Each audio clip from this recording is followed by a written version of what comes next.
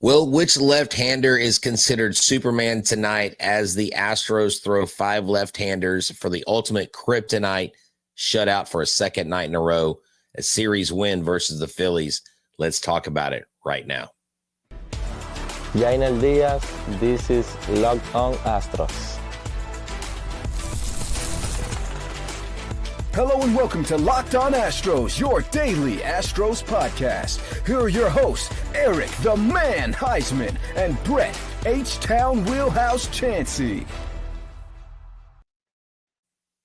We are Locked On Houston Astros, and we update you joints for a daily Locked On Astros podcast. My name is Eric Huysman. Find me on X at Eric Talks Astros. Find the show at Locked On Astros, your team every day. Brett, where can I find you at? You can find me at H-Town Wheelhouse on X, Instagram, and TikTok, at Stros411 on X and on Facebook. And look, you can find me wherever you get your podcasts, Wheelhouse Media Company on YouTube. You know, I'm always positive, always Stros. Hey guys, thank you for making the Locked On Astros podcast your first listen every day, whether it's on YouTube. Go ahead, subscribe to us. Go and make us first listen. Apple, Odyssey, Spotify, wherever you listen to your podcasts. Go and check us out. But please subscribe to us. We're trying to get to 15,000 subscribers, and it takes our loyal listeners to do it. So our everydayers, go ahead and hit that subscribe button. Make us happy. So the Astros, I mentioned it yesterday. I didn't know how big of effect the lefty effect would have taken place in this game, but lefty really kind of has silenced the Phillies bat in the series. But have they really struggled all year against lefties? We'll talk about that. Also, the offense got a rare run in the first inning, and it stood up for most of the game. But Brett, you're going to say that later on in the game was the big moment in the 8th inning. We'll talk about that later. And Jeremy Pena, apparently the Astros and him were talking about a contract. What's up with this? And then he went and hired Scott Boras. We'll go and talk about all this on tonight's Locked On Astros podcast. So Colton Gordon, I was scared of this game. I'm not going to lie. I was scared to death of this game. You have Zach Wheeler, one of the best pitchers in baseball. He came into tonight with 115 strikeouts already, and it just scared me. And then you had the rookie Colton Gordon going on mound against a pretty professional lineup.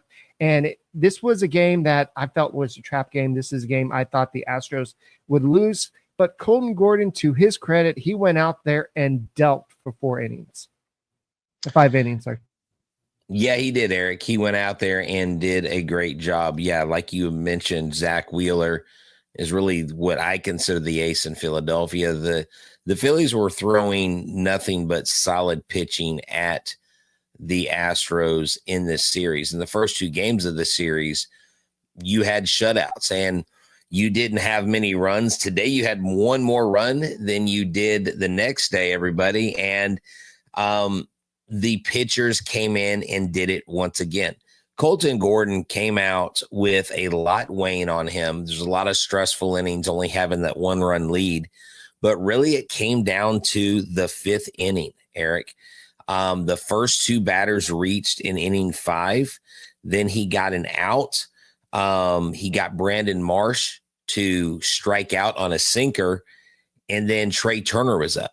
Trey Turner's a very good hitter. Trey Turner can hit the ball, can hit it far, can hit all fields, and he struck him out. And that helped him get out of that 5th inning without being scathed, without giving up a run.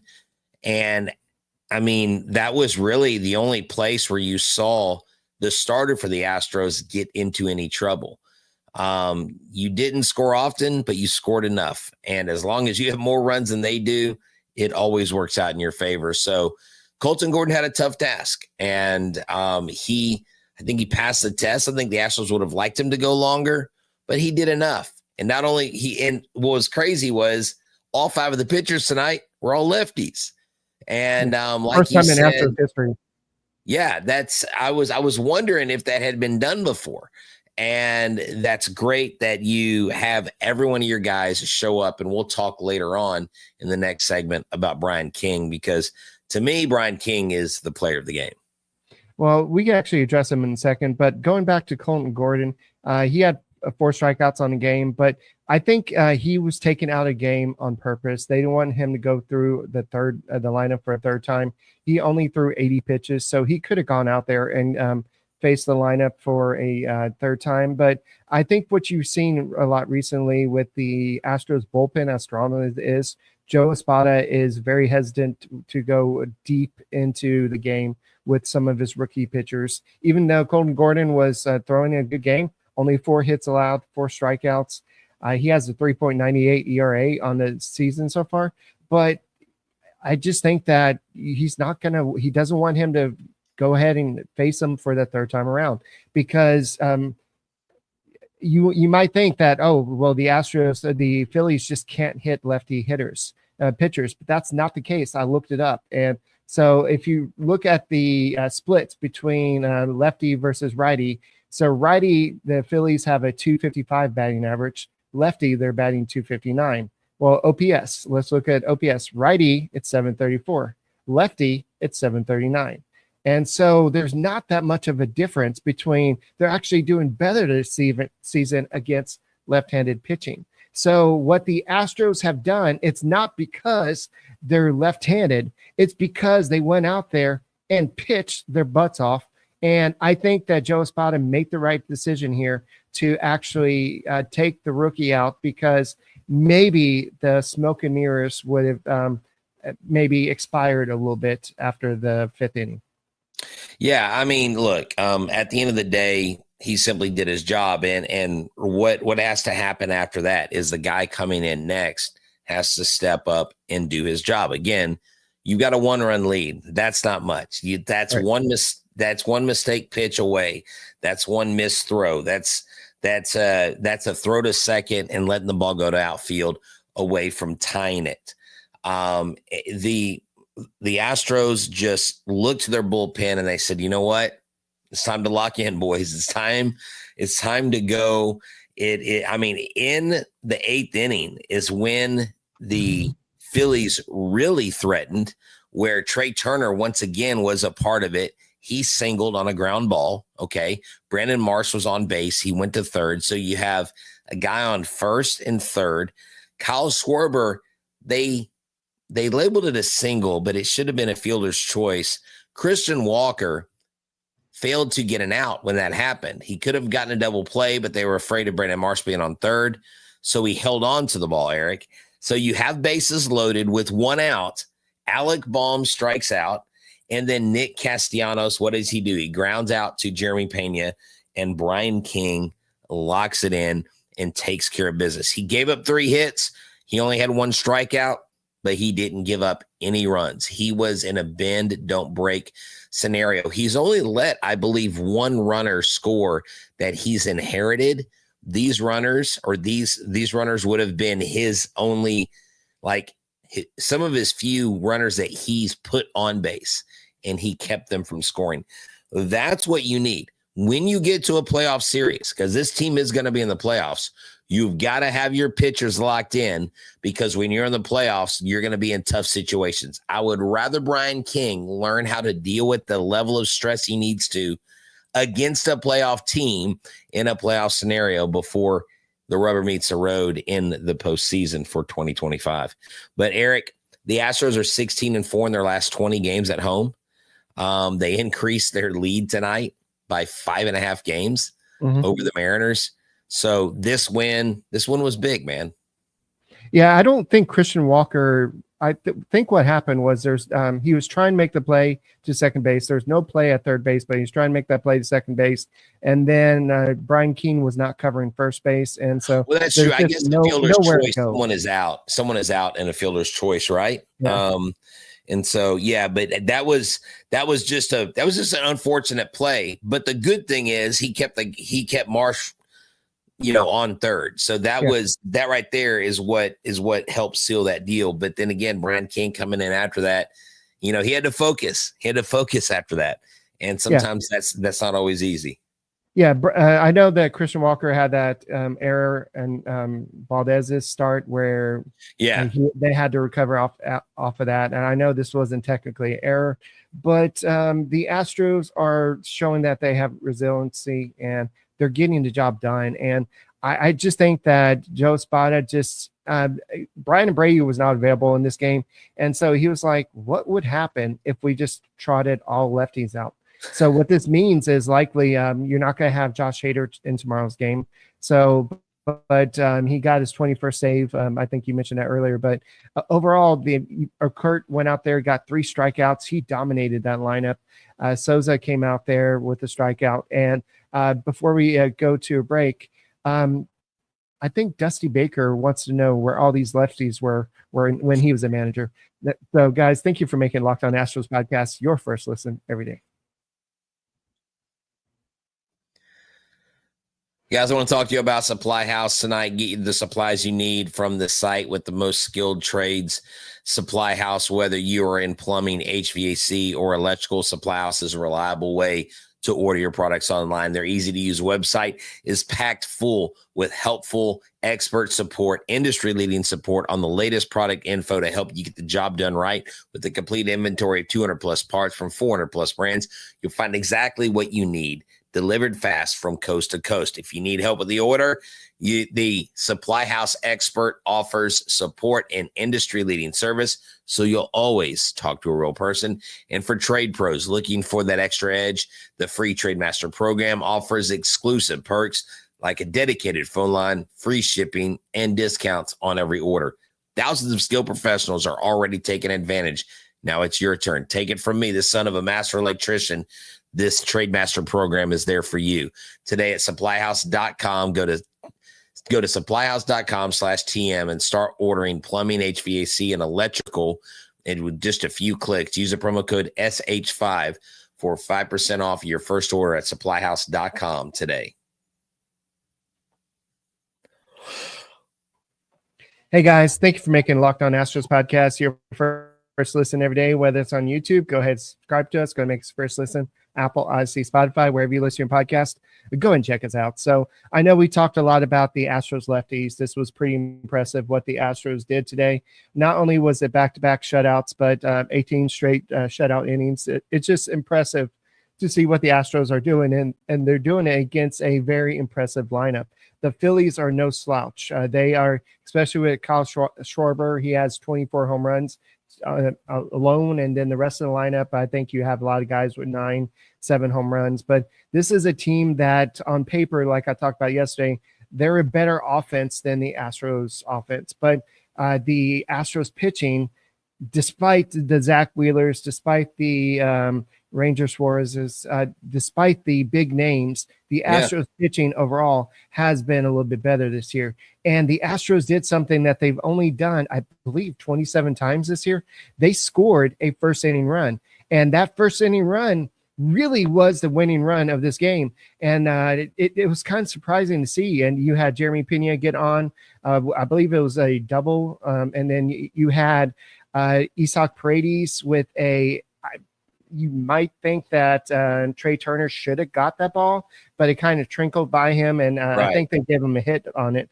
But Trey Turner, he wasn't anywhere close on that thing, I don't think, but it was closer than you think it was. It kind of went off the glove a little bit, but I think that the Astros got that rare first inning run, and I think this helped Colton Gordon because it gave him that confidence that, I don't have to be perfect in this game. But this is the only time that he has not given up a run in his MLB career. I love that. And it was a bend don't break performance. The Phillies out hit the Astros 7-5. Going into this game, the Astros are 5-19 when the opponent out hits them. Well, now they're 6-19. Actually, no, they were 4-19 before today. They are 5-19 now, with games where they are out hit by the opponent. Those are the kind of games that your pitching staff helps you win. These are the kind of games that in playoffs, it matters. And that home run late by Caratini was huge. In a playoff game, that can shift momentum. Let's say you're on the road and you're in a 1-0 game against the opponent, and the opponent's starting to scratch and claw their way back. They've done some damage in a couple innings but haven't scored. And then Caratini gets up and hits a home run. Right. That can be a game changer. So I love that the Astros have Trammell out there in left field making a leaping catch at one point. contributing to this ball club, doing his part. I mean, there were a lot of unsung things that happened in this game today that really helped the Astros along the way. A total team win. Absolutely love it. Yeah, it helped that Caratini had that home run, but Trammell did have a walk. He had 2 strikeouts in the game, but we got to give him a little bit of slack. I'm not going to lie.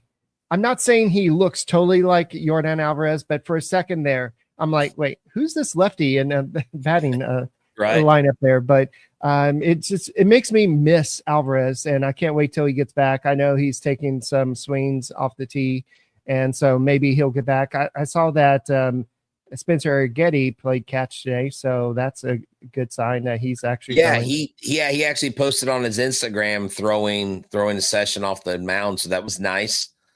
Seeing him throw, and he is coming along really, really well. So we're gonna start seeing these guys come up. The Astros will have decisions to make in the bullpen. Who do they keep up? Who do they send down? But hey, I think it's a good problem to have, Eric. You have to go, well, which of these great pitchers do we have to keep? And so, look, this time last year, like you just flashed up there, they were right at 500. There were 14 games now over 500, Eric, and they have the second best league with command and the second best record in the American League. They're like 2 games, I believe, or 3 games behind the Dodgers. They continue to climb the ladder of Major League Baseball relevancy. And so you love to see this. And I just think the Astros are playing the long game here. They're not doing too much, but they're doing enough. Yeah, the Astros, what matters most is they're 2.5 games behind the Tigers. But technically right now they are in the 2 seed in the AL. So that means if the playoffs were to come today, they would go ahead and have a bye. They won't have to play in that stupid wild card series, which is 3 games, which got the Astros last year. And by the way, while we're speaking about the wild card series, I don't know if you saw the news today that the Rays and MLB, they're talking about possibly where they're going to host the playoffs if they get past the AL division series. They're okay with the wild card series being played at the George R. Steinbrenner Field. You want to say George R. Brown? Yeah, whatever it is. Where the Yankees play their spring training. They're okay with them having the wild card series there and the division series there. But if it gets to the championship series and the World Series, they want to find an alternate location for that because that's a big event. You don't want that at a minor league ballpark. Yeah, why do they play in Atlanta? Atlanta's not going to the playoffs. Or down there by Marlins, whatever that Marlins ballpark is. It's called Lone Depot Stadium. It is in Little Havana. It's a weird ballpark. It's like Tropicana 2.0. So they might feel right at home. The turf is in such bad shape. It is like, I was shocked when I went for the World Baseball Classic. I was like, oh, this looks a little janky, man. It's sad because it's like, this is a multi-million-dollar team. This is like, I don't get it. I don't get some stadiums that have not great facilities for professionals, But just remember all the. And Eric froze there. Okay, hold on. Eric froze there. Eric, I'm going to have you leave real quick and then come back because you went frozen and a little. Are you back? Yeah. Okay. I was back when you took me away. Okay, good deal. But anyway, I was trying to say everybody was freaking out about the trade earlier about trading Kyle Tucker. We have the same record as the Cubs right now. And so the Astros are kind of where we want them to be. They have some improvement to do. That they're going to go out and get a bat probably at the trade deadline. That they're looking for a lefty bat. I think they're going to go after a starter. I don't know if you saw that ESPN trade article, but all the names that are listed there were all pitchers. Any starting pitcher that was listed was tied to Houston Astros. Now, can the Astros afford these guys? I don't know, but we'll have to go with a whole other episode to talk about this. But one name I thought was interesting on there was Walker Buehler. Is that a guy that you would ever want on your team? But we'll go and continue the discussion on the Locked On Astros podcast. Hey, y'all, this is H.M. Wheelhouse, and I want to talk to you about FanDuel. FanDuel is America's #1 sports book. Summer sports are in full swing, and you are all about baseball under the lights, golf on the green, or high-stakes soccer action. FanDuel is the best way to make every game even more exciting. You're already following the action. Why not make it a little more thrilling? With FanDuel, you can get in the game while your friends are getting sunburned at the beach. That's right. You can use FanDuel's daily promotions that are new every day. They have favorite matchups that you can pick. The app keeps you fresh, and they give you fun ways to bet. It's easy to use, fast to pay out, makes even regular season games feel like must-watch events, kind of like the Astros versus the Phillies every single week, or the Cubs versus the Astros. Whether you are placing a same game parlay or watching a bet right into the ninth inning, FanDuel makes it feel like you're part of the action. New to FanDuel, that's fine. New customers can bet $5 and get $150 in bonus bets if your first bet wins. Open the FanDuel app today or visit FanDuel.com to get started. Hey guys, thank you for making Locked On Astros podcast your first listen every day. Whether it's on YouTube, go ahead and subscribe to us. Go and make this first listen. Apple, Odyssey, Spotify, wherever you listen to podcasts. Yesterday or 2 days ago, I think we were talking about Jeremy Pena hiring Scott Boras to be his agent, and we were already like, gosh, it sucks because it doesn't mean he's not going to re-sign with the Houston Astros. Lance McCullers and Jose Altuve are two names that were re-signed with the Astros to extensions that were Scott Boras clients.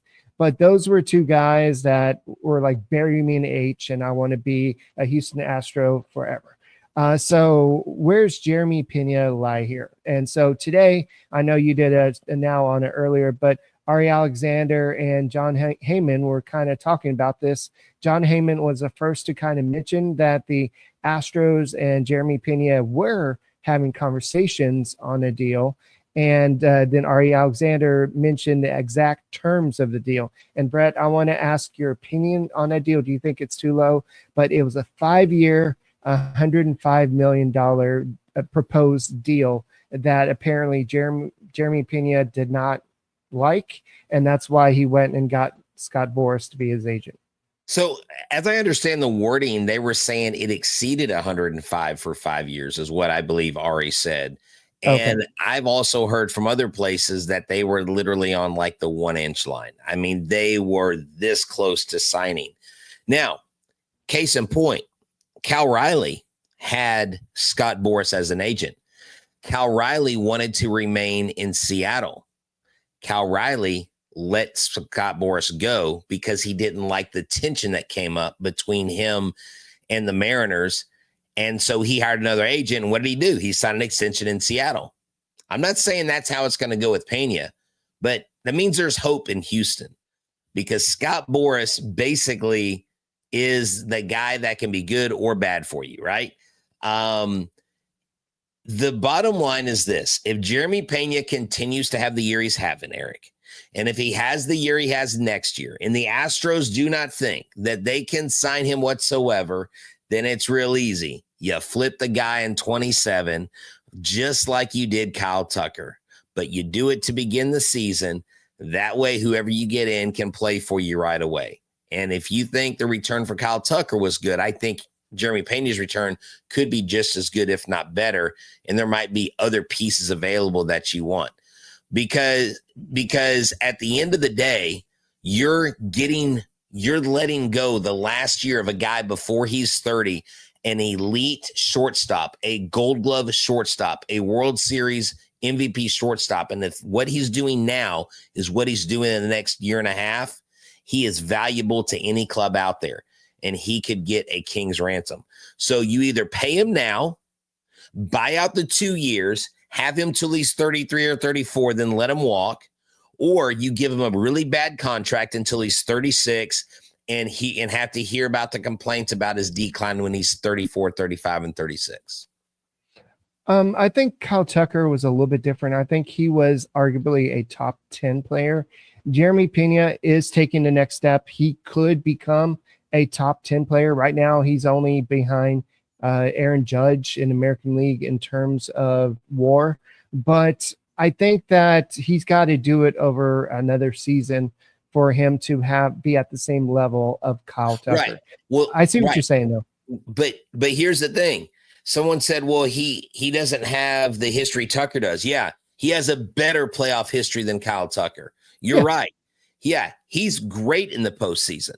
Kyle Tucker stunk in the postseason. Let's not forget that. As much as we love Kyle Tucker, he did zilch in the playoffs.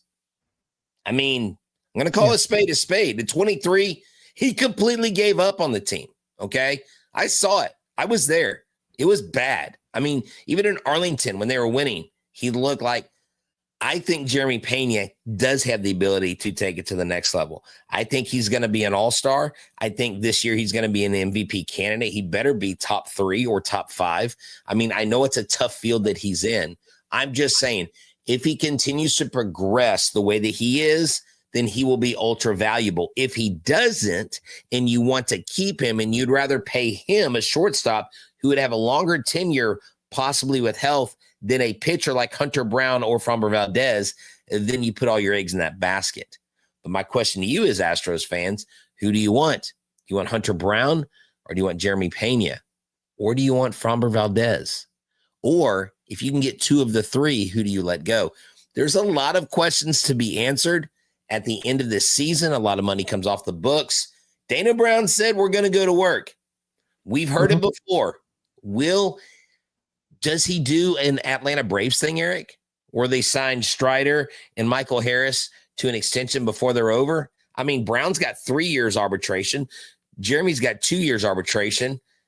Both these guys don't turn 30 until they reach that. So can you get them early and cheaper? I don't know. They both have Boris. Yeah. So I think that they're going to try to definitely extend Hunter Brown. Hunter Brown is the future of the Astros. He is the ace and the guy that they want to hold on to. But going back to Jeremy Pena, this is his OPS for the past 4 seasons: 715, 705, 702, and then a balloon to 875. So I think that what he's doing is he's having a career year. And so the Astros are probably offering him based on his average. His average is a 733 OPS. His batting average for his career is 253, 263, 266. This year is 325. Huh? Do you have his WAR numbers over the last few years? No, I don't have that up right now. Because, well, the reason why I ask, and I mean, I don't have him in front of me. I know he's number 2 this year in WAR behind Aaron Judge, and that's it, right? So because we heard this, clubs are now looking at WAR and their value in a player according to what their WAR is. So they're looking at the analytics. So yeah, they're looking at the OPS more than they are the average. The OPS, the slug, they're looking at the on-base percentage, all that stuff, the WAR, the WOBA, all those things are playing into the valuing. And just like Mike Stanton told me, when you go to arbitration or when you go to a team to negotiate your contract before your big deal is up, your job is to sell who you are, and that club's job is to tell you why you're not worth what you think you're worth. So I'm wondering how big of here's the thing, Eric, think about this. How big is the gap going to be in arbitration this year when Jeremy Pena goes arbitration? Because you know he's going to ask more than the Astros offer him. Yeah, probably. So his WAR in 2022 was 5.0. In 2023, it dropped to 3.9. In 2024 is 4.1. And then this year, it's already at 4.6. So he's already going to have a career high WAR. If you look at his 162 game average, it's a 5.4. So take that for what it's worth. So if that helps your argument a little bit too. Of course, his defensive WAR has always been pretty high.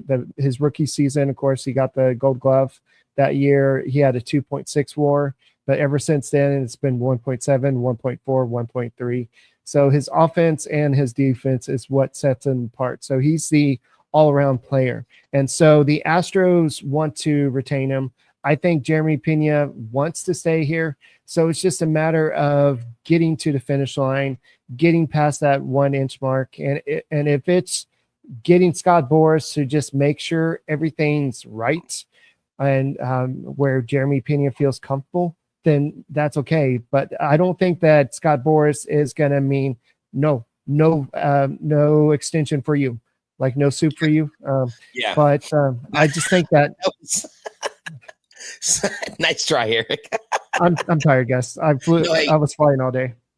That's okay. So here's the deal. So SFA is asking, how is WAR? How is it calculated? This is what it is. Okay. It is the sum of a player's total contributions to his team. Okay. It is the WAR value is claimed to be the number of additional wins that the Astros have achieved above the number of expected team wins if that player, like Jeremy, like Jeremy Pena, were substituted with a replacement level player, a player who may be added to the team for minimal cost and effort. In other words, wins above replacement. So how much is he worth? If someone replaced him, what would they be missing with him? How many wins? And, 4 to 5 wins can get you a division, and so that's what wins above replacement is. That's what WAR is. Someone said Christian Walker has a great WAR. Not this year. No, he doesn't. So if you look this year, maybe. If you look at Spotrac, I know we kind of like to look at players' market value based on Spotrac. His value is $25.3 million per year. And his market value, if he was a free agent this year, he would demand a 8-year, $202 million deal. So that's the type of deal that he would get. So that would rank 9th in terms of all the shortstops. You talk about Bobby Witt Jr. He got 11-year, $288 million deal. Dansby Swanson got a 7-year, $177 million deal. Trevor Story got 6-year, $140. Javier Baez got about the same. So basically, those guys were 23, 28, 29, and 29. So basically, if he becomes a free agent, he will be 29. He's 27 right now. So in 2 more years, he'll be in his 30th year, though. He'll be in his 30th year. Yeah, Jeremy will be in his 30th year. If you do an 8-year deal now, okay, he's 27. Right. That takes him till he's 35. Right. The question is, do you want to pay a declining shortstop $25.5 million? You can do different things, escalators. You can backload. You can front load. You can offer player options. Look, I don't know, man. Scott Boras, has he really gotten his guys? The only guy he really got a massive deal for had Tommy John. He's out for the next 2 years, out there in Arizona. Yeah. So I think, though, Jeremy Pena, while he could garner that 202, if the Astros come up to 185, they could do that. Now, Michael Schwab today talked about Hunter Brown and said that Hunter Brown was told by Jim Crane back in 22, you're our ace and we want to keep you as an Astro for your whole career. So you have that right there. So a couple more things from Spotrac. The base calculated value, this is adjusting the above contract. If he's signed right now, basically what you're trying to say, 8 years, $195 million. That's about $24.4 million per season. So the Astros need to get to around $25 million per season and maybe go up a couple more years. They're offering 5. Just keep in mind that Jim Crane does not want to go past 5 years. This is something that he has drawn a line in the sand, and he has not wanted to go past it. And I got another little, basically something to back up your argument. Bobby Witt, since he signed his deal, his WAR has been 2.66. Swanson, since he signed his deal, his WAR has been 3.60. Trevor Story has been 5.15. Javier Baez has been 4.44. So that's an average of 3.96. Jeremy Pena, as of right now, he has a WAR of 4.98. So he has the second best WAR of those players behind Trevor Story. So he has made the case to be one of the higher paid shortstops. And I guarantee that's what Scott Boras said. He said, hey, Jeremy, I hear that you and Astros are talking. I can get you more. Hang up the phone and I'll get you more money. I'll show you. Hire your guy. Hire me. I'm your guy. And I'm sure he's talked to Hunter Brown. I'm sure the guys talk. Whenever Hunter Brown was at the TriStar show, not Scott Boras, but one of the agents assigned to Hunter Brown was there. He had the Boras Corp gear and everything.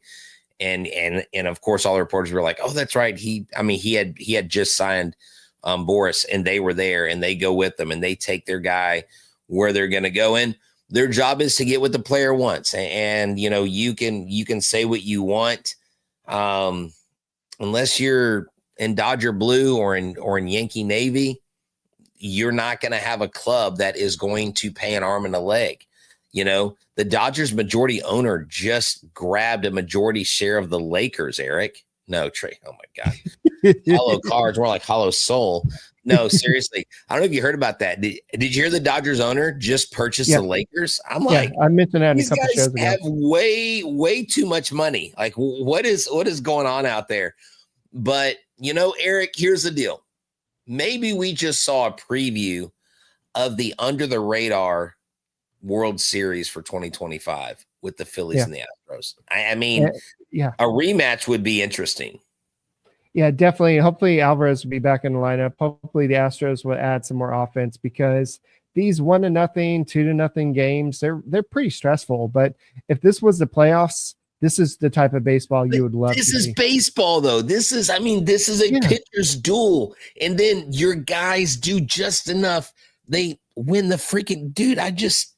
We're now 5-19 in these games. We were out hit.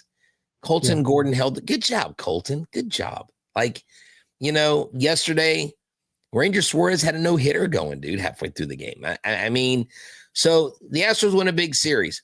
Someone told me before this, oh, we're going to see where the Astros are, buddy. I was like, all right, well, we're 2 out of 3 from Philly. I'm sure they're going to have some excuse. Get the sweep tomorrow. Let's get it. Hunter Brown's on the mound. Diesel, baby.